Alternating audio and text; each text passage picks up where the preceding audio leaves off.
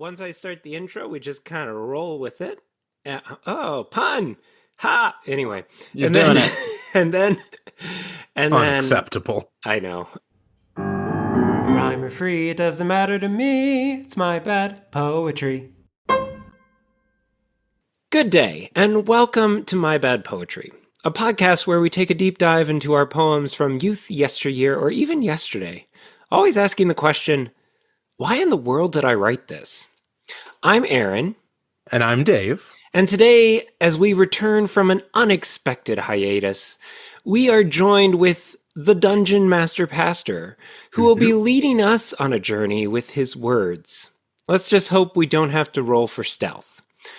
Rory Philstrom, welcome to My Bad Poetry.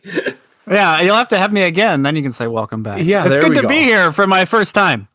Yeah. Again for your first time. Yeah. So, that was a very brief intro. Is there anything else you want to share with our dear listeners?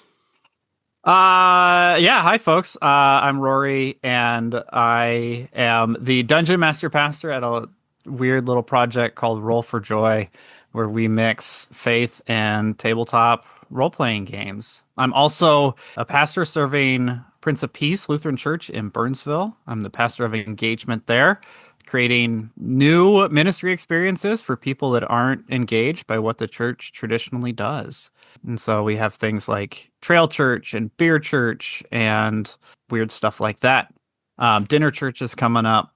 Nice. And the last thing that kind of rounds me out, I am also a spiritual director. And in a doctoral program studying the use of tabletop role-playing games as a spiritual direction tool. So very cool. Well, if people are trying to guess the connection, I think Rory's given it away. Met Rory at a pastor's retreat, and he so graciously decided to come on to our little show. But if religion and D&D is up your alley, which I think for a lot of our listeners might be, yeah, the Roll for Joy Joycast. What do you Roll for Joy podcast? You had it. Roll for Joycast. Yeah, there we go. Yeah. That's it. It's a great listen to. Well, Dave, I know it's tempting to workshop some of your characters when we have a master with us, but I'm going to ask that you bring us into the realm of bad poetry with whatever you have hastily written. So this is called Performatively Anxious Male. The phone sets on top of my Kindle case, highlighting my eyes rest on the ebook face. Always on display shows only the time. Emotive are my brows, showing writings sublime. Did they see me sip from the top only foam? Do they witness reaction cross my visage roam? A thought enters and is quickly set to flight. Do I notice how other people read? My brain ain't right.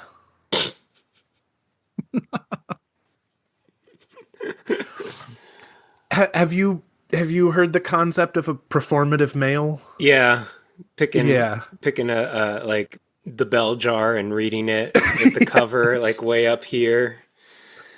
I was noticing yesterday at the coffee shop, I set my phone on top of my Kindle case to show that, oh no, I'm not just looking at my phone, I'm actually reading.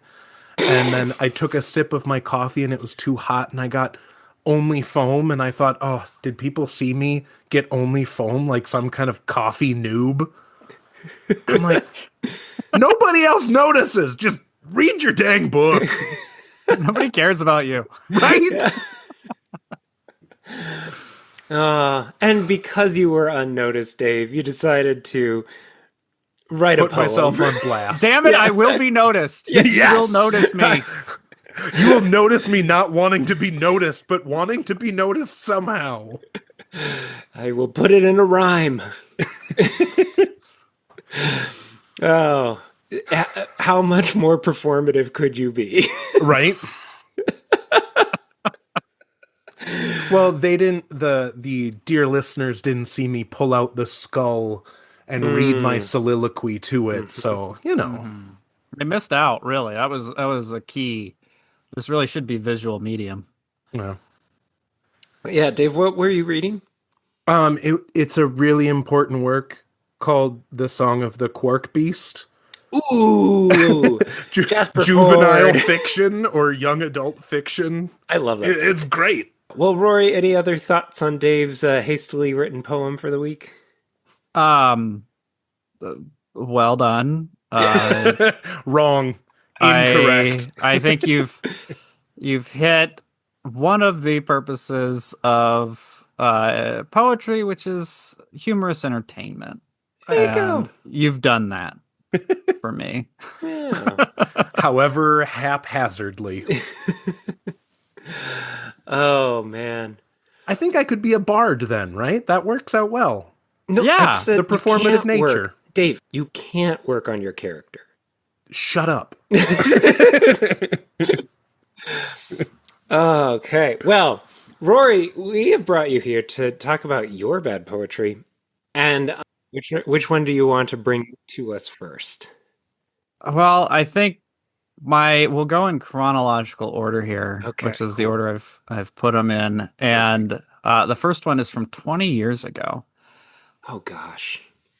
For some reason, it was no context, but it was saved on my computer, and I've kept it like over computers, just like in the file, and I'm like, Yeah.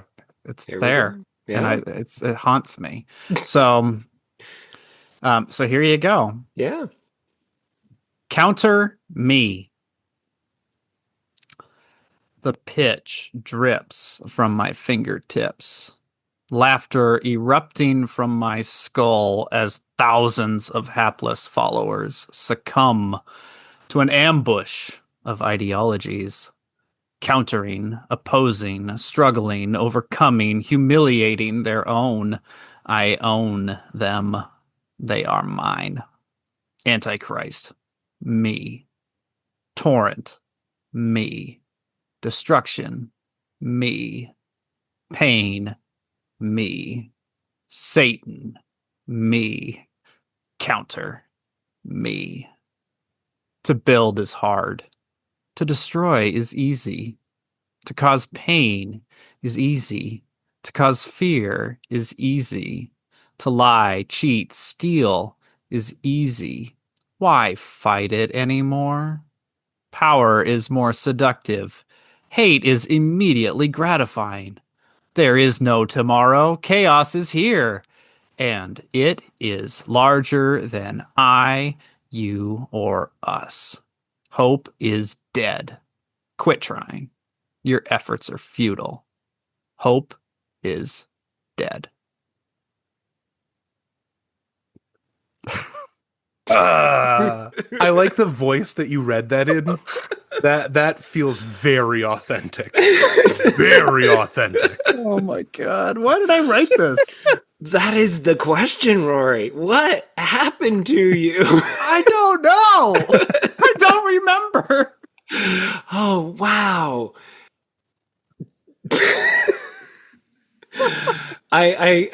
You used the right term. I could see why this haunts you. This is, oh, and you wrote it if the date is November 7th. So it's like right after Halloween. Mm-hmm. It's in spooky season. Yeah. I'm not sure. Remind me, who again is the speaker? So me at that time was sophomore in college. Okay. And you know, what the hell was I doing in November my sophomore year? Apparently you were residing in hell. Apparently. Yeah. I mean, I was in Fort Worth, Texas, so close.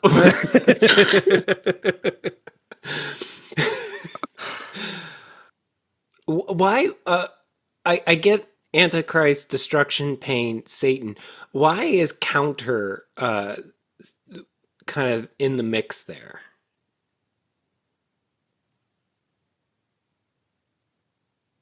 I don't know. There is a That pause feels you real know good. you're asking some real deep questions about about this. Yep, Um, you know, there is this battle, I guess, going Oh, on good within and evil. myself. Okay, Good and yeah, evil, yeah. you know, the whole struggle. And Mm-hmm. at this time I was in school knowing that I was a religion student. I knew that I was wanted to be a pastor at this Mm-hmm. time. I was kind of on this track, but there's always there's part of me that's always like counterculture. Mm-hmm. And like growing up I went to a lot of metal shows and That hung out with tracks. a lot of punks and did, you know, all that fun stuff. And so I was into kind of that kind of darker, like grungy stuff, though we, you know, we were more straight edge folks that moshed a lot. Mm-hmm. Mm-hmm. Um, and I don't know. Yeah. So there's this. That's it. There's that I was gonna say this does feel very metal. It's metal. It's super yeah, metal, right? super metal. Well, I mean, like I most metal songs probably do a better job than Oh, shots fired. Yeah. The poetry of metal songs. that would be interesting to look at the lyrics of I can't understand them half the time. What I find interesting is like the structure of this thing. It kind of dive. What word am I looking for here, Dave? It That starts is a great big, question for starts your big broken and then brain, it gets Aaron. smaller and it kind of breaks up. It Devolve? devolve. Okay, I second Devolves. guess That that. Yeah. Yeah, that's it kind fine. of devolves. There's like this. You get this picture that you're painting, and then all of a sudden it's like these one word lines and these very short sentences. Yeah, so the structure of the poem's interesting. And we all know what that means in Minnesotan. Mm-hmm. It's Mm-hmm. interesting. What an interesting poem you have there. Oh yeah, your efforts are futile. Yeah. Hope is dead. Well, you know, reading it, the line that there is that kind of funnel down into just single Mm-hmm. word lines, and it is larger than. And then apparently, I was going to like you. This is the first this has ever seen the light of Sure. day. Yeah, I wouldn't. God. I understand. But apparently I was writing it for the benefit of others Yeah. because I began speaking to you or us at some Yeah. point, and I'm like, am I trying to share a message here? What? Right. Yeah, you're inviting someone into this conversation with you. Yeah. So then are those two lines of quit trying and your efforts are futile, are those for the other or is that for yourself? Or yes and? Yeah. I mean, I think I've given up at that point. And so there maybe the first hope is dead is for me, and the second one is for you. That's why it repeats. Ah. That's a good justification or attempt at justification. See, I read this entire poem through the perspective of Satan as the one who's saying like I read that as like Antichrist, another name for me. Torrent, another name for me. Destruction, another name. And Mhm. so then when it gets to these things, it's the kind of the tempting voice of Satan or the antagonist or the who's saying your efforts are futile. Quit trying. Mm-hmm. Right. So I see it as like the That inner voice sort of externalized, yeah. that supernatural. Mm-hmm. Sure. See, I saw it as like there's Satan and then there's me. And if it's Satan against me, Your hope is dead. You are so boned. Oh, like a versus. Oh, Yeah. yeah. Oh, I'm Yeah. done. Oh no. Yeah. I don't know. Yeah, I think as I was reading it, like those are sort of like naming myself in a way. No. And so like I am pain, Hmm. I am destruction. Oh no. Yeah. Mm. What you said you're a sophomore in college? Sophomore in college. Was that like a moment of was it a crisis of faith, or were you just being countercultural to yourself, knowing you were going into the ministry? I think again, I don't know why I wrote this. At the time, I think I was doing things like I was for the good of the world, you could say. Like I was working as a community organizer Hmm. for like a national group called Mm-hmm. United Students for Fair Trade. We were organizing around fair trade certifications and products and Oh, sure. getting things Yeah. on campus and all that. I was like leading chapel at the school. And part of the like the religion majors like weekly lunch group with the professors. And yeah, the thing is I was dating a girl. This is what's coming up, and this is Okay. confession time. I was dating a girl who was way more into me than I was into her. Oh. And I think maybe that's what's coming to mind as part of that like time frame is that Interesting. I was going along with it, but I'm like not I wasn't into it. Mm. And but felt like I was taking advantage of her, but was like Hmm. actively trying to say I'm not that into you, but she's like, but I'm really into you, and I'm like, well, I got nothing better. So, okay. Okay. Okay. And so there was that. So in your free time, this poem gets written maybe as that kind of guilt or internal struggle coming out way sideways. There it is. That's it. Sideways into a notepad text file on my computer. Oh, that's amazing. I typed it into my Palm Pilot. I don't know. Wow. Yeah, yeah. To cause pain is easy. To cause pain. Mm, wow. Ain't it? The writing was on the wall. Yeah, for that relationship there. Mm. I had to look up when Fight Club came out. Oh yeah. Yeah. A good like 1999, but it was like I was thinking of the I Am Jack's Oh, yeah. surprise or whatever. mhm. And just the Antichrist me, like, are you trying to unpack that? But it sounds like it was a little less angsty or attempting angst. Do you want to take that take again, Dave? What? No, Okay. never. Okay. We do this live.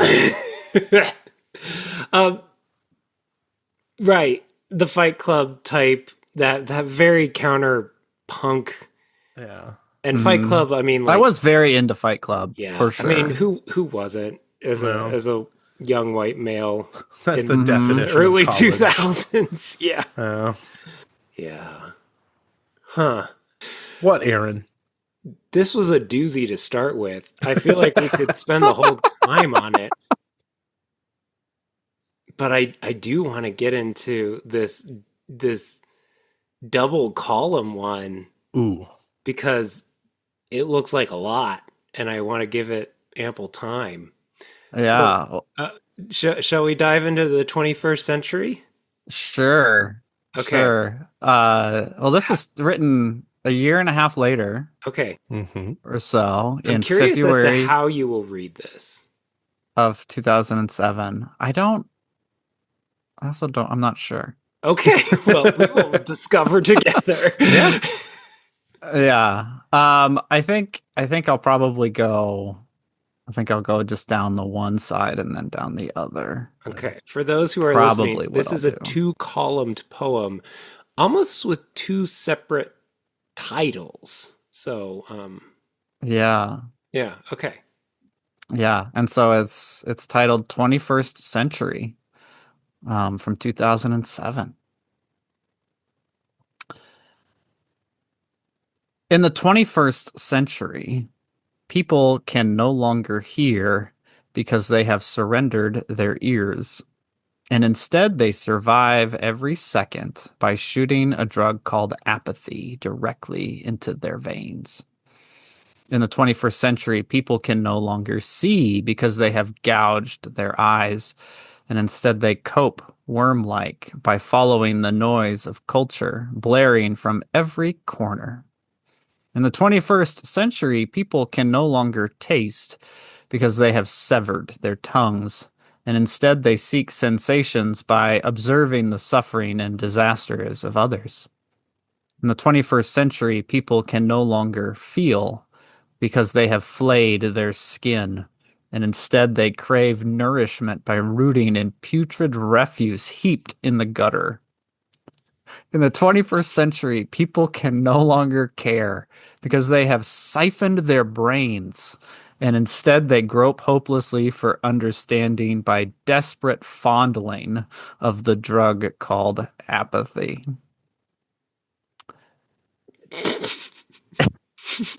Sorry. Part one. Yeah, part one. Okay. Part two. In my 21st century, I can hear, and to the woes of the world I listen. They are my woes. Apathy is not me. In my 21st century, I can see, and to a future of promise I gaze. This is my future.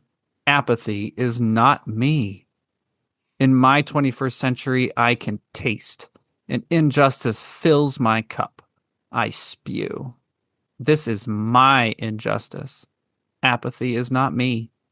In my 21st century, I can feel, and the pain of the oppressed makes me hurt. Theirs is my pain. Apathy is not me. In my 21st century, I can care, and to all the human race, I give my love. We are all human. Apathy is not me. The gospel of the Lord. Jesus. Yeah, I think that's what you were going for here. I was, there's a strong oh, I've got it all figured out, friends. But And okay, I'm it.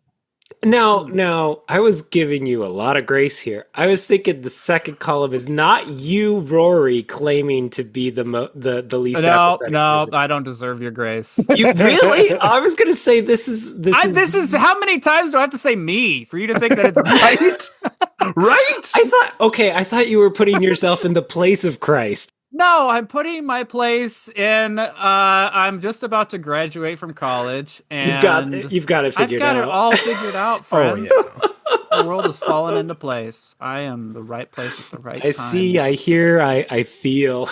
God. Wow. Oh, that makes this so much worse. That's right. It's bad. I told you, it's so bad. So going back years, Aaron has a poem called Truth that he wrote in high school. Yeah. That is this first exact episode. poem. It is. It's it, huh? It Yeah. is, I am right and the world is wrong and I know what's good I know and the you're truth. evil. And Yeah. I can see, and you've gouged out your eyes. Yep. Yeah, we were on some similar wavelength there, Rory, because I have a couple poems very similar to this. We were vibe. I knew we would vibe. Come on. I've never done anything like this. I'm not like a performative male like you guys. I'm just better, I guess. Oh man. What's hilarious about this is like it's both aspirationally you can be like, oh, I mean, you're trying. You're saying apathy is a bad thing. Let's Right. have some empathy, right? But the way you go about it is entirely toxic. Yeah. It's like all these other people, they suck. Oh God. If only they could be like me. Only They they were have me. siphoned their brains. I care. I care. Yeah. No, I don't just Wow. care. I care all the human race. The whole, You give 'em your all love. of them. Yeah. All of them. Bring me you're tired. You're Yeah. Yeah, I mean, like, very, very Christ-like here. I mean, those who have ears don't hear. Those who have mouths don't. I mean, yeah, Mm-hmm. yeah. Those who have eyes don't see. Sorry. Yeah, and then You yet can tell I've read the Bible a few Yeah. times. Yeah, By that yeah. Maybe point. once or You're, twice. a That's the religion gospel. major is playing with some religious themes here. You're, yeah, yeah. Who would have thunk it? Oh wow! So 2 years, yeah, you're near graduation. You're at the pinnacle of all knowledge. Anything else going on in your life that might have inspired this first column? You know, I don't see this at this point. My last year of school. So this is my last semester at school, at undergrad. And the semester before that, I had studied abroad in New Zealand, and then came back. And when I came back, I lived off campus, and I had lived on campus with roommates before, but I lived off campus in a duplex a couple blocks away by myself.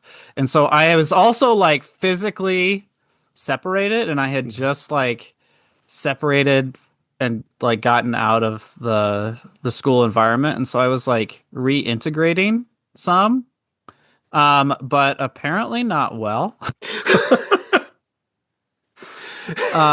Because I apparently I thought everybody sucked, and I don't wouldn't know. go that far. Not It's just that- everybody. no, it's just that they're nourished by rooting in putrid refuse heaped in the gutter. Yeah, Right. There's some sympathy there. I hear that. Yeah. Yeah, I care about them.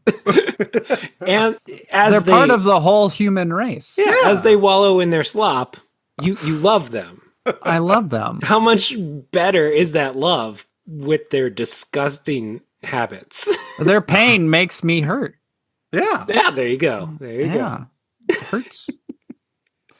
go. Wow. Yeah, so you're a man of the world. You're out of the school bubble. You're seeing things from a whole new perspective, and what you see is this. Mm-hmm. Mm-hmm. Yikes. Yeah. Yeah.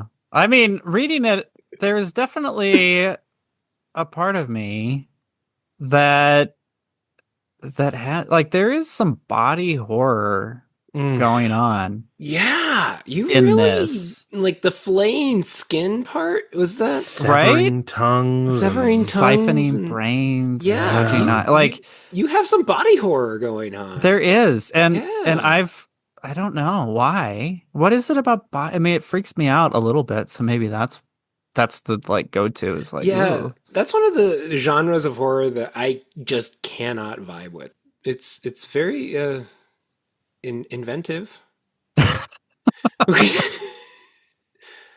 I love that you get to this image of the drug called apathy. No. You introduce it in the first stanza and then bring it back, desperately fondling the drug called apathy. Mm-hmm.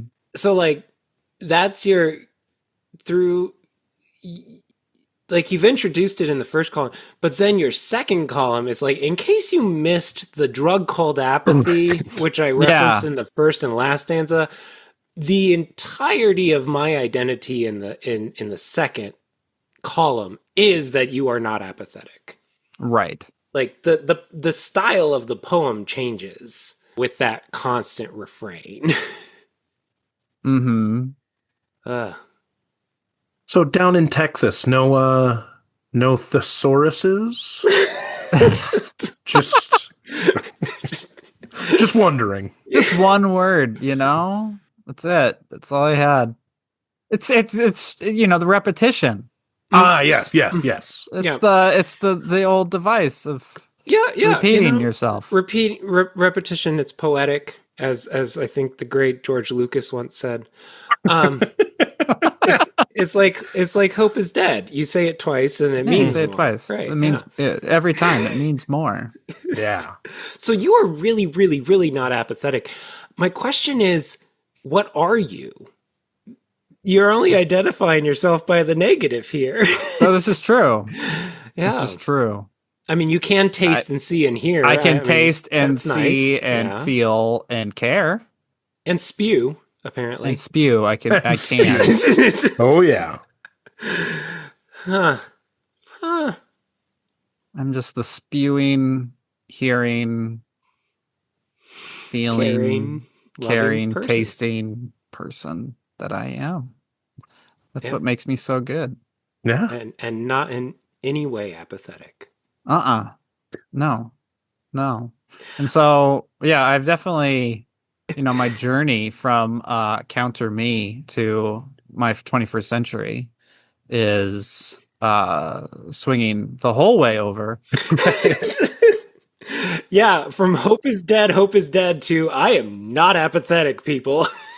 I will not give in. That is a journey. I'm so glad you brought us on that journey. There's a whole journey. Yeah, I wish there is something to explain this, but I would honestly say the pessimism of the first column might undercut some of the denial you have.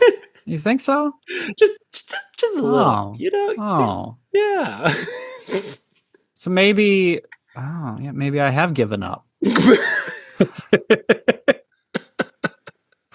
that it? Yeah, I think so. Yeah. Yeah. I think your self-talk in the second column is failing you miserably. It's not doing the job. It is weak and thin. Yeah. Like there's definitely a lot less there. Yeah. Your constitution roll is not, it's like a 5. There's it's rough.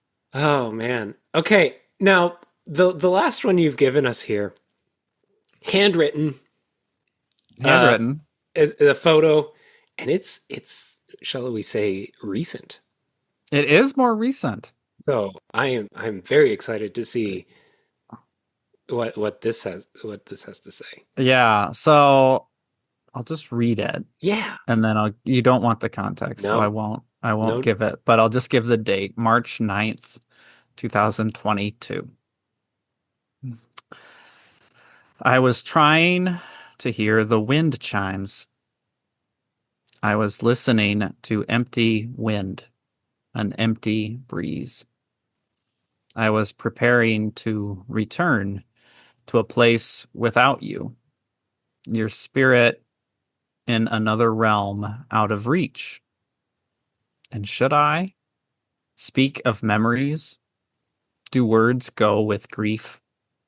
How can any ears hear sound like they always did? I was reminiscing on the tactile feel of the farm to avoid the next step. Then I was reaching out for the grit of second-hand smoke. Rotting barns, cat musk, and gravel dust. We are gathering and telling stories around your formless form, and though you couldn't glare, we tried to make you proud. Children bringing grandchildren, bringing great-grandchildren you never got to meet, to the church. Sorry, we said in our own ways. Our family doesn't always make sense. And then we and the priest, pastor, left, and I watched soil God, I can't even read this. Bring out the original source. And I watched Soil Will Leave and Watch. I guess I wrote. Cover You and Listen to the Wind. Where the chimes are singing, we will gather again.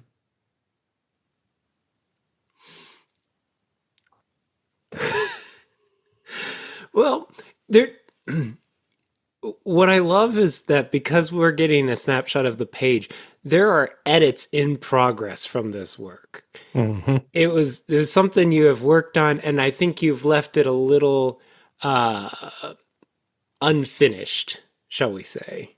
Yes. No, I did. So what this was, my grandmother had just died. Okay. Mm-hmm. And I was speaking at her funeral and trying to get words down on a page. And so this was draft one of what went on to be Like what a I eulogy? shared. A eulogy, yeah. Nice. Okay. And so that's the story of it. Sure. But yeah, you got the raw bad work in progress early version. The early draft, yeah. The raw. Yeah, I cut out second draft didn't contain references to secondhand smoke, rotting barns, and cat musk, for instance. I wonder why. Why not? Oh, wow. So the wind chimes is a beautiful image you bring in. Mm-hmm. Is there particular wind chimes that you were thinking of, or is that just a metaphor you liked and wanted to run with, or? No, so yeah, it's a sound that I would always associate with her. She was lived out on a little acreage in rural Nebraska, and on the farm around the back side of the house from where he'd come in, there was a big tree, and she just hung all these wind chimes in it, and it was like some of them would break, but she would never take them down. She'd just add more to it, and so cool. There was just like dozens of wind chimes in this tree, and so you'd always hear them over the sci-fi channel that was always playing inside the house. Love that. I wish that detail was in here. That would have been yeah. Cut the cat musk, add sci-fi. Oh yeah, but feral cats everywhere. Oh, like sure. You waded through like cats, and there was always like a sheet pan like from the kitchen out on the lawn, just full of cat food, and cats were just everywhere. Yeah, that sounds like a country farm. Yep. I've been to places like that. Right? You've been there. Yeah.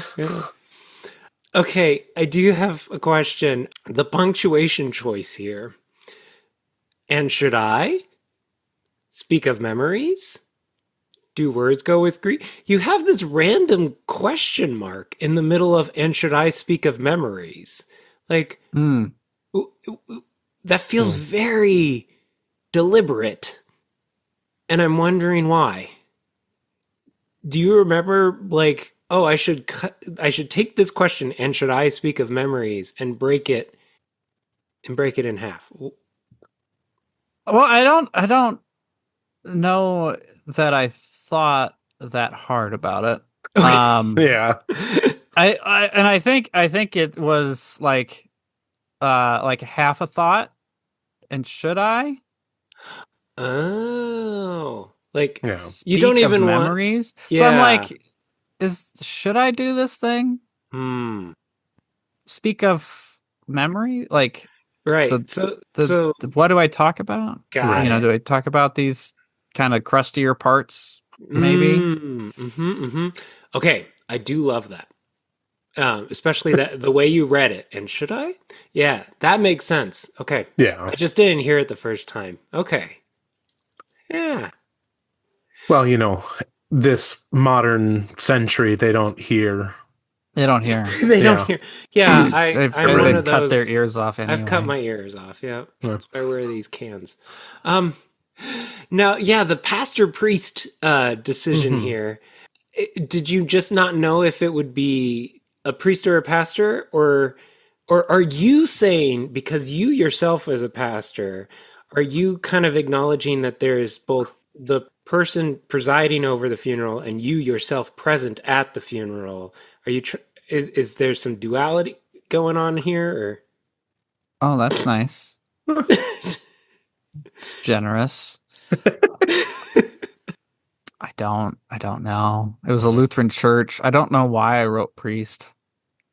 Yeah, you didn't cross it out either. You I put didn't, I crossed out slash plenty of past. other Right. things. Yeah. So like it was an easy correction if you're like, wait, it's Lutheran pastor. Right. I think, there's a way that those words, they mean different things. Mhm. I'm gonna give myself a lot of grace and explain Sure. this in Yeah, the best please do. possible Please do. way. Yeah. So, a priest is like that. They're the religious functionary. They perform the duties as assigned. They preside over the sacraments and the rituals. And a pastor is one that like cares for you Mm. and does that work of caring. And the person that was presiding at the church, I guess I had no connection with, nor do I think many people in my family had much of a connection. Mm-hmm. I think they were somewhat new to the church, and so maybe that was why I wanted to use, like, they called themselves a pastor, but we were using them as a priest Oh, sure. in this sense. Yeah. Okay. And this is just a fun story. So my grandma was many things, crusty old bird, but also like when we went, like the church was packed, and it was packed with members of that congregation. She was also like, and was one of the things I didn't realize about her until we were at her funeral, was that she was like the old church lady that I've Oh, had so many of. Yeah. yeah. That I never knew, that like she was like the first to bring bars Sure. for the church functions. I knew she cleaned the church during the week. It was always like, to me, I always read that as she's doing that for the extra money. That it wasn't like her church, it wasn't her congregation, but there was this more like faith component in Oh, that cool. service for her that was brought out. But so those things came out. That was nice to kind of get that side. The pastor in her sermon did not know my grandmother's name, and in fact used the wrong name multiple times. Oh no. Until I shouted out and corrected her. She was using my aunt's name instead of my grandmother's name, and I'm like, no. what have you? Her name is Barb, not Oh. Brenda. Oh and no. and it's like, it's the worst thing. Like, That's we've a been there nightmare. as pastors. You're like, Yes. I gotta get this name right. I Yep. gotta write it down. Mhm. And so, like, I understand, like, you just started, you don't know her. She's been sick and in the nursing home. You don't know these stories, whatever. You're trying to do this. And she had written the sermon and written the wrong name, like, the whole way. Oh gosh. And so it was like, you are just barely filling the duties, priest. Oh no. Yeah, that's really rough. Oh, let's see. What happened to the windmill tree? Do you know? To the wind chime tree? Yeah. Sorry, windmill. Wind chime. Yeah. What happened to the wind chime? It kept tree? on grinding flour, Aaron. Yeah. So my grandma's house, at the end of her life, was she sold it to my uncle for $1 to kind of like transfer the property over. So she sold it to him for $1. Lived there until she lit her face on fire because she was on oxygen and couldn't stop smoking and burned herself pretty bad, and then had to go into the hospital and eventually into a transitional care unit, and which then she lived out for a few years. There was a family member that like came and stayed at the house for a little while, but they didn't keep it up. It ended up like there was a hole in the roof. It's just kind of falling down around itself. Oh my. And it's probably you know, like it's still in my uncle's name. It's just sitting there as a ruin, um, full of rot and cat musk. Wow. And so the tree in the back, I haven't been there in years, but I picture is probably still got some like old broken wind chimes tangled up in the branches somewhere. Hmm. Well, that's an image. Yeah. Huh. I the more you've kind of shared about your beloved grandma is where that question, and should I? I hear it more and more. I love that. It's like we all have those family stories where it's like, man, we could really get into some We great could tales really right lay out a now. lot right now. Yeah, but And you're in, yeah. What do you share at a church service as yeah, Yeah. like yeah. the one speaking for the family, and You have to like, strike that balance. Yeah. Yeah. yeah, Mm. This is a lovely poem to kind of go out on. Bad in its own way. I mean, clearly a very rough draft, but hmm I love the stories that came out of this. Right. We're gonna need to wrap this up. All Okay, right, so we end each week with the words of a true poet. So Rory, how about you share for us a poem that you love? sure. So this is from Rainer Maria Rilke. Mm. I live my life in widening rings. I live my life in widening rings, which spread over earth and sky. I may not ever complete the last one, but that is what I will try. I circle around God, the primordial tower, and I circle 10,000 years long. And I still don't know if I'm a falcon, a storm, or an unfinished song. Hmm. I love that. That's beautiful. Yeah. Well, thanks, Rory. This has been My Bad Poetry. Now go write some of your own bad poetry. And listen to Roll for Joy. Yeah. Check us out. Yeah. I thought I had a book by them. Hmm. Are they? Yeah. No. Okay. Never mind. There he is. Yeah. Huh. Yeah, German. German. This is not who I was thinking of. I was. Has been dead for 99 years. Oh my gosh. That did not sound Wow. like a poem from 100 years ago. From a German 100 years ago. It was translated since then. Yeah. I could have tried to read the German, but No, I'm no, not, thank you. I'm not good at that. That's not. No, that's lovely. Wow. Yeah, one of my favorite poets for sure. Rhyme or free doesn't matter. It's my bad poetry.